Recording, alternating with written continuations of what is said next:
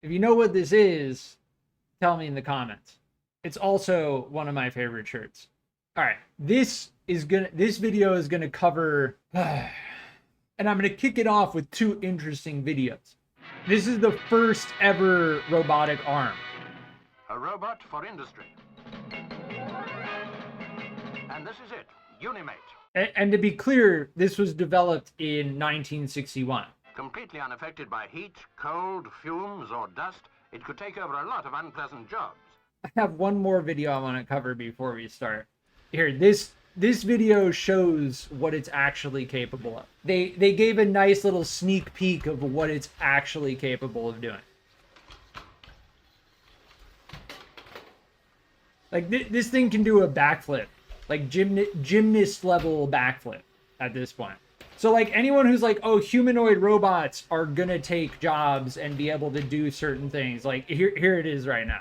Let's take a little bit of time to go over what we just saw. What it portrays is the evolution of automation. The Unimate in 1961 was the first robotic arm, and it was capable of automating repetitive tasks in the automotive industry. If you look at an image of an automotive factory, you'll see exactly what I'm talking about. And as you can imagine, these robotic arms are significantly more efficient than it would be if a person had to manually do those tasks over and over again. While Unimate reduced workplace hazards and improved productivity, its adoption raised concerns about mass unemployment. Industries embraced it as automation became essential for competitiveness, though early robotic arms remained task-specific with limited versatility. And that's what's changed. With Boston Dynamics Atlas Robot in 2025, capable of running, jumping, backflips, parkour, and autonomous decision-making using reinforcement learning. So you can imagine if it could do a backflip, just to, connect the dots, right? The shift from hydraulic to electric actuation illustrates the dramatic improvements in efficiency, versatility, and capability that characterize modern automation technologies. And here's a chart displaying the Unimate versus the Atlas. And as you can imagine, this is having profound impact on the manufacturing sector and society on a fundamental level. Anyone who's trying to tell you that this is going to create more jobs than it's going to displace is factually incorrect, because that's not what we saw in Detroit in 1960. This is the important thing to take note of. Between 1958 and 1982, Detroit lost nearly half of its manufacturing employment base as automation reduced labor requirements in factories, while outsourcing later shifted production to lower cost regions, both domestic and international. It's no coincidence that Detroit experienced this decline right around the time that robotic arms were becoming much more utilized. And to clearly mention, we should be embracing this technology and figuring out how to make it work for all of us, rather than causing hardship and displacement. Automation and outsourcing have evolved as parallel trends that together transformed industries, enabled both trends to accelerate beyond what was previously possible. Companies like General Electric pioneered automation. By 1964, automation had become such a significant economic concern that Lyndon B. Johnson established the National Commission on Technology, Automation, and Economic Progress to examine its implications. And this all stems from the desire to seek higher efficiency, but it's been terribly mismanaged. And the reason why automation would have a negative impact on people is because of that mismanagement. Free market mechanisms have failed to ensure workers' share in productivity gains, with wage stagnation persisting despite economic growth. The 43.9 percentage point gap between productivity growth and worker compensation growth represents massive resource misallocation. From 1979 to 2019, worker compensation growth was 15.8%, while productivity growth was 59.7%.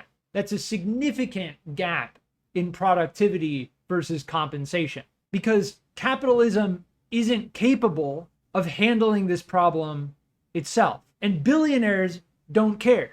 The billionaire does not care about compensation from automation. We cannot rely on billionaires to make these decisions. These are things that affect the average person.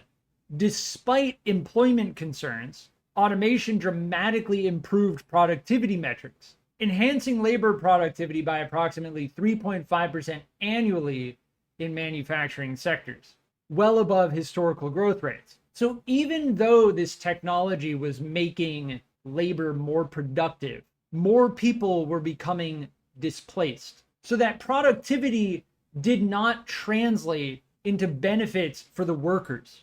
The workers, who I imagine actually created these machines to increase productivity. So the worker creates the machine, gets displaced by the machine, and then receives no benefits from the machine. Federal initiatives launched retraining programs specifically designed to equip displaced workers with technical skills needed for emerging roles in automated environments. And as you can imagine, that didn't go so well. So it's clear that society was not prepared for this technological transition that occurred in the 1960s. It's very well documented what automation can do for efficiency and productivity, but it can be detrimental if people who are displaced are not taken care of. Increasing integration of global markets, trade liberalization, and reduced shipping costs created favorable conditions for companies to distribute operations internationally. So it was more efficient to outsource things, but the companies that outsourced, again, had absolutely no obligation to compensate those who were displaced. If someone's job got outsourced by a corporation, they were left to figure it out themselves. To expect people to retrain in such a short period of time, especially if someone had been working in an industry for most of their life, is ridiculous. The whole idea of learn to code is a joke. And nowadays with AI, that's changing rapidly. That's going to be for another video though. We now have a global economy, meaning if you can get something done cheaper in another country, then a corporation is going to do that. Between 2001 and 2017 alone, the United States lost approximately 3.7 million manufacturing jobs due to outsourcing, with particularly severe impacts in regions historically dependent on industrial employment. Outsourcing has fundamentally altered the types of jobs available to American workers. That is significant to recognize. This is one of the major solutions that I see moving forward. Automation compensation represents a mechanism to ensure that productivity gains from automation are shared throughout society rather than concentrated among capital owners and highly skilled workers. Unlike targeted welfare programs, AC would be provided to all US citizens universally with no means testing, eliminating bureaucratic overhead, stigma, and cliff effects that often trap recipients in poverty while ensuring broader political sustainability. By providing a floor of financial security, AC could help workers navigate transitions between industries and acquire new skills without facing immediate economic hardship. AC could maintain consumer purchasing power even as traditional employment is disrupted, helping to sustain economic demand in automated economies. The primary revenue sources would include an unrealized capital gains tax on wealthy Americans, alongside automation taxes on robots or AI systems, digital service taxes, and data dividends from the monetization of collective data. Gradual implementation through smaller amounts of money could provide opportunities to refine the system before full deployment, while allowing markets time to adjust to the new economic framework. AC represents a strategic reframing of universal basic income, specifically highlighting the causal connection between automation-driven productivity gains and the economic necessity of distributing those gains to maintain functional markets and prevent systemic collapse. It's that we are entering into a highly automated society, and every time a job is automated, we can't just simply let workers get fired. It's a terrible way of handling automation. We should be embracing this technology and the benefits that we can all receive from it.